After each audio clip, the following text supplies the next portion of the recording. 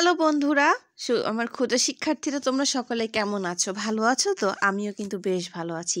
আজকে পঞ্চম শ্রেণীর ফুটবল খেলোয়াড় কে লিখেছেন? আমাদের পল্লীকবি জসিমউদ্দিন। তাই তো এই খেলোয়াড়ের এই টপিকটা আমি পড়বো, কবিতাটি আমি পড়বো। কিন্তু তোমরা মনে করতেই পারো এত বড় একটা কবিতা কিভাবে মুখস্থ করবে? আসলে অনেক কিছু তো অনেক বড়ই হয়, তাই না বলো? কিন্তু তোমাদেরকে তো পড়তে হবে। আর এর সাথে অনুশীলনী এবং বাকি সকল কিছু কি আছে সেটাও আমরা দেখে নিব, কিন্তু পরে বিস্তৃত আলোচনা করব। আগে দেখে নিই কি আছে। এই যে আমরা পুরো পাঠটা দেখে নিলাম, এবার মূল ভিডিওতে চলে যাই। লেখক পরিচিতি আমরা আগে পড়ে নিই। কবি জসিমউদ্দিন ফরিদপুর জেলার তাম্বুলখানা গ্রামে জন্মগ্রহণ করেন। তার জন্ম তারিখ 1903 খ্রিস্টাব্দের 1 জানুয়ারি। গ্রাম বাংলার প্রকৃতি ও সাধারণ মানুষের জীবন নিয়ে তিনি কবিতা লিখেছেন। তার কবিতায় পল্লী জীবন থেকে বেশি উঠে এসেছে বলে তিনি পল্লী কবি নামে খ্যাত হয়েছেন। তবে জসিমউদ্দিন ছোটদের জন্য অনেক সুন্দর কবিতা ও গদ্য রচনা করেছেন। তার লেখা ভ্রমণ কাহিনী ও আত্মজীবনী অত্যন্ত সুন্দর।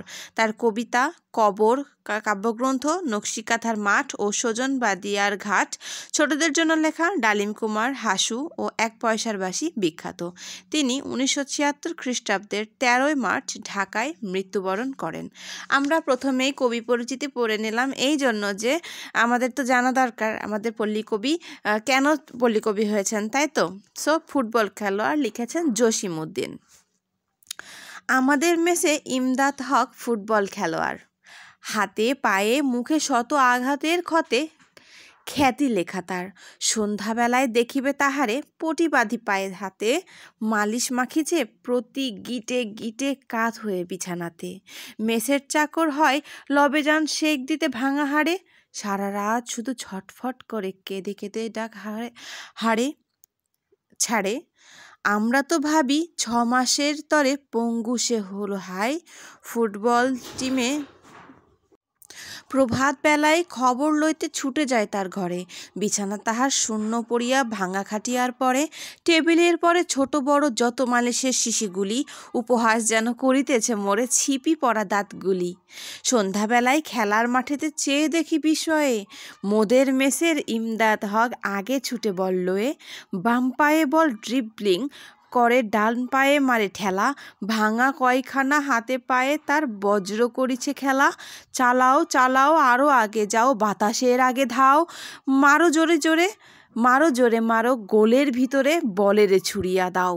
গোল গোল গোল চারদিক হতে ওঠে কোলাহল কল, জীবনের পণ মরণের পণ সব বাধা পায়ে দল।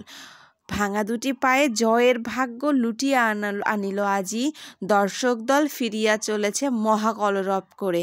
ইমদাদ হক খোঁড়াতে খোঁড়াতে আসে যে মেসের ঘরে, মেসের চাকর হয়রান হয় পায়েতে মালিশ মাখি। বেঘুম রাত্র কেটে যায় তার চিৎকার করি ডাকি, সকালে সকালে সকলে দৈনিক খুশি মহা কলরবে পড়ে। চলো এবার দেখে নিই অনুশীলনী। কবিতার মূল ভাব জেনে নিই। এক মজার বন্ধুর কথা বলা হয়েছে এই কবিতায়। জাত খেলোয়াড় ইমদাদ হক। খেলা এবং খেলা জেতাই তার জীবনের একমাত্র লক্ষ্য। নিজের অবস্থা যেমনই হোক না কেন, খেলা পাগল সে খেলবেই। খেলতে গিয়ে ইমদাদ কত শত আঘাত পায়, তবু সেসব কষ্টকে পরোয়া না করে সে খেলে এবং তার জন্যই খেলায় জিত আসে। সকল দর্শক খেলার আনন্দ তার জন্যই পায়। এই কবিতায় খেলার ছলে একটি আদর্শকে তুলে ধরা হয়েছে, তা হলো নিজের যোগ্যতার সবটুকু দিয়ে মানুষ যদি একান্তভাবে কিছু করে তবে অন্য সকলের জন্য সে বড় কিছু করতে পারে।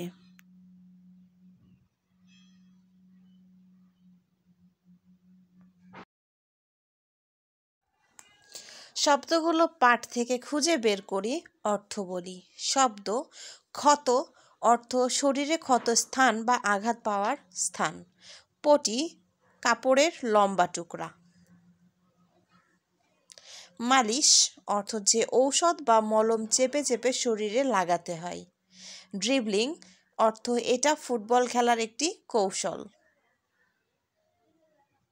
বজ্র বাজ। কোলাহল কল। কোলাহল বলতে বোঝায় অনেক মানুষের শোরগোল, আর কল হলো মানুষের গলা সুন্দর আওয়াজ। মহাকলরব ভীষণ চিৎকার চেঁচামেচি। ঘরের ভিতরের শব্দগুলো খালি জায়গায় বসিয়ে বাক্য তৈরি করি। ক, ইমদাদ হকের শরীরে অনেক আঘাতের ক্ষত রয়েছে, তাই না? খ, সন্ধ্যাবেলায় পায়ে হাতে পটি বাঁধে সে, খেলায় জিতে দর্শকেরা মহাকলরব করে ফিরে যাচ্ছে, টেবিলের ওপর মালিশের শিশিগুলো রাখা আছে ও বজ্র পড়ার শব্দে শিশুটির ঘুম ভেঙে গেল। 4, প্রশ্নগুলোর উত্তর জেনে নিই ও লিখি। ক, প্রভাত বেলায় ফুটবল খেলোয়াড় ইমদাদ হকের বিছানা শূন্য পড়ে আছে কেন? উত্তর, প্রভাত বেলায় ফুটবল খেলোয়াড় ইমদাদ হকের বিছানা শূন্য পড়ে আছে কারণ সে বন্ধুদের শঙ্কা উড়িয়ে দিতে শত আঘাত ও কষ্টকে উপেক্ষা করে সকালে আবারও ফুটবল খেলতে চলে গেছে। খ, টেবিলের ওপরে ছোট বড় মালিশের শিশি কবিকে উপহাস করছে কেন? উত্তর, ইমদাদ হক জাত ফুটবল খেলোয়াড়, তাই যে কোনো ক্ষতের কষ্ট বা আঘাতের যন্ত্রণা তাকে ফুটবল খেলা থেকে বিরত রাখতে পারে না। সে খেলতে গিয়ে আঘাত পেয়ে সেই আঘাতে সারা রাত জেগে মালিশ লাগায় আর যন্ত্রণায় ছটফট করে কাঁদে, অথচ সকালে সে আবারও খেলতে যায়। সকালে কবি ইমদাদের খবর নিতে গিয়ে দেখেন অসংখ্য ছোট বড় মালিশের শিশি টেবিলের ওপর পড়ে আছে আর ইমদাদের বিছানা ফাঁকা। তখন কবির মনে হয় ইমদাদের কিছুই হয়নি, বরং ওই মালিশের শিশিগুলো যেন কবিকেই উপহাস করছে। গ, কবিতায় ইমদাদ হকের খেলা ও দর্শকের আনন্দপূর্ণ নানান অভিমতের বর্ণনা দাও। উত্তর, জাত খেলোয়াড় ইমদাদ হকের ধ্যান জ্ঞান ফুটবল খেলা এবং খেলায় জেতা। মাঠে খেলার সময় সে বল নিয়ে সামনের দিকে ছুটতে থাকে, বাম পায়ে বল ড্রিবলিং করে তার ডান পায়ে ঠেলা দেয়, ভাঙা হাত পা যেন তার বজ্রের মতো খেলা করে। দর্শকরা খেলা দেখার সময় ইমদাদকে সবার আগে বল নিয়ে এগিয়ে যেতে বলে, গোল হলে দর্শকরা গোল গোল বলে আনন্দে মেতে ওঠে।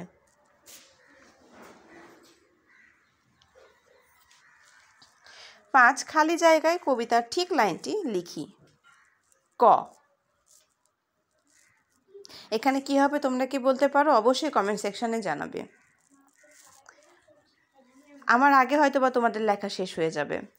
মেসের চাকর হয় লবজান, লবেজান শেক দিতে ভাঙা হারে, সারা রাত শুধু ছটফট করে কেঁদে কেঁদে ডাক ছাড়ে, টেবিলের পরে ছোট বড় যত মালিশের শিশিগুলি। কি হবে বলো তো? তোমরা কমেন্ট করে জানাবে।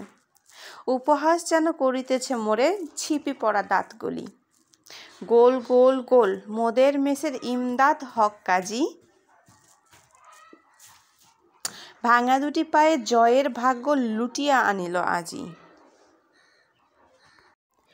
ইমদাদ হক সম্পর্কে 5টা বাক্য তোমরা লিখবে এবং কবিতাটি আবৃত্তি করে। অবশ্যই আমরা কবিতাটি কিন্তু আবৃত্তি করে এসেছি। এবার 8 কর্ম অনুশীলন। আমার প্রিয় খেলা নিয়ে একটি রচনা লিখি। ফুটবল খেলা দেখতে যাওয়ার সাময়িক ছুটি চেয়ে প্রধান শিক্ষকের নিকট একটা আবেদনপত্র লিখি। নিচের ফর্মটি খাতায় বা কাগজে লিখে পূরণ করি। অবশ্যই রচনা এবং ফুটবল আবেদনপত্র পরের ভিডিওতে তোমরা পেয়ে যাবে। এই পর্যন্ত তোমরা কিন্তু চেষ্টা করবে নিজে থেকে যে তোমরা পারছো কিনা। অবশ্যই চেষ্টা করবে, চেষ্টার বিকল্প কিছু নেই। তোমরা ক্লাস 4 পার করে এসেছো, তো আমার মনে হয় তোমরা রচনা এবং আবেদনপত্র লিখতে অবশ্যই ভালো পারবে। এবং যদি না পারো অবশ্যই কিন্তু আমাকে কমেন্ট করে বলে দিবে, আমি তাহলে কিন্তু নিয়ে আসবো। এবং আমি অবশ্যই নিয়ে আসবো বিভিন্ন রচনা, সারাংশ, সারমর্ম, ভাব সম্প্রসারণ, আবেদনপত্র, ফর্ম, এগুলো কিন্তু আমি নিয়েই আসবো। সো তোমরা সেই পর্যন্ত আমার চ্যানেলটিকে সাবস্ক্রাইব করে দিবে। আর আজকে যে একটা ফর্মের কিভাবে পূরণ করতে হয় সেটি আমি তোমাদেরকে দেখিয়ে দেবো। এখানে শিক্ষার্থী নামে তোমরা কিন্তু যে কোনো নাম ইউজ করতে পারো, বিদ্যালয়ের নামও যে কোনো ইউজ করতে পারো। কিন্তু যদি তোমাদের পরীক্ষায় টপিক দেওয়া থাকে, নাম দেওয়া থাকে, তাহলে কিন্তু অবশ্যই সেটাই ইউজ করতে হবে। যেমন এখানে শিক্ষার্থীর নাম হিসেবে কোনো কিছু না দিয়ে শুধুমাত্র ক দিয়ে দিলাম, কারণ এটা প্রশ্নপত্রে কিন্তু থাকে, হ্যাঁ, নামটা দেওয়া থাকে। এবং বিদ্যালয়ের নাম ম সরকারি প্রাথমিক বিদ্যালয়, শ্রেণী 5ম, শিক্ষার্থীর পিতার নাম নেসার আলী, শিক্ষার্থীর মাতার নাম মালিকা বেগম, বর্তমান ঠিকানা সড়ক বা গ্রাম যেটাই হোক তোমরা যেখানে থাকো সেটা। এখানে কাজীপুর, মহল্লা বা থানাও কাজীপুর, উপজেলাও কাজীপুর, জেলা হচ্ছে সিরাজগঞ্জ। তোমরা যেটা দিতে পারো, তোমরা যেখানে থাকো সেম। স্থায়ী ঠিকানাও তোমাদের কিন্তু সেমই হতে পারে, যেমন আমার এখানেও কিন্তু সেম কাজীপুর, ডাকঘর বা মহল্লাও কাজীপুর, উপজেলাও কাজীপুর, জেলা হচ্ছে সিরাজগঞ্জ। জন্ম তারিখ এখানে তোমাদেরটা যার আছে সে অবশ্যই দিবে। যেমন 1-5-2009। যেসব প্রতিযোগিতায় অংশগ্রহণ করতে ইচ্ছুক। কোন কোন প্রতিযোগিতা হলে তোমরা খেলতে ইচ্ছা পোষণ করবে? যেমন ক, স্মৃতি পরীক্ষা, এখানে তোমরা বলদড়ি দিতে পারো। যেমন খ, বিস্কুট দৌড়, এখানে তোমরা অন্য কিছু দিতে পারো। গ, যেমন খুশি তেমন সাজো। এখানে তোমাদের স্পেসিফিক ইচ্ছাগুলো তোমরা কিন্তু এখানে লিখতে পারবা। এবং এখানে দুটো স্বাক্ষরের যে দুইটা ঘর রয়েছে, সেখানেও তোমাদেরকে কিন্তু স্বাক্ষর এবং তারিখ দিতে হবে। যেমন এখানে দিয়েছে মঞ্জু আহমেদ এবং এখানে দিয়েছে ক। এমনই তোমরা এটা কিন্তু পূরণ করে নেবে। এবং বাড়ির কাজ তোমাদের দেওয়া হচ্ছে রচনা লিখো ফুটবল খেলা।